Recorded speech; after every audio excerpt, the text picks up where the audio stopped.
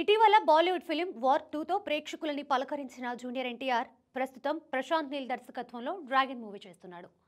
మైత్రి movie makers నిర్మిస్తున్న ఈ భారీ బడ్జెట్ యాక్షన్ ఫిలిం వచ్చే ఏడాది జూన్ 25న ప్రేక్షకుల ముందుకు రానుంది.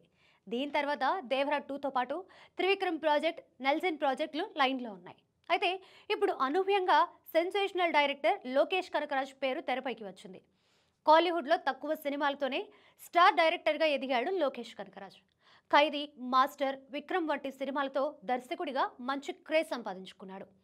గత చిత్రం కూలీ డివైడ్ టాక్ సొంతం చేసుకున్నప్పటికీ 500 కోట్లకు పైగా గ్రాస్ రాబట్టి సర్ప్రైజ్ చేసింది. వేగంగా సినిమాలు పూర్తి చేస్తాడనే పేరున్న లోకేష్ నెక్స్ట్ ఏ సినిమాని మొదలు పెడతాడనే ఆసక్తి అందరిలో నెలకొంది. ప్రస్తుతం లోకేష్ లైనప్లో రజనీకాంత్, కమల్ హాసన్ల మల్టీ స్టారర్ ఖైదీ 2 ఉన్నాయి.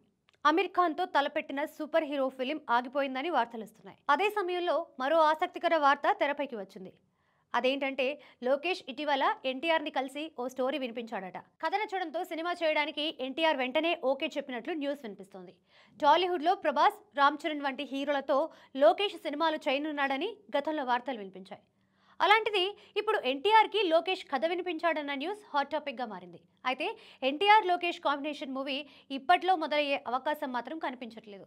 ఇద్దరి కమిట్మెంట్స్ పూర్తి కావడానికి కనీసం 2-3 ఏళ్లు పడుతుంది.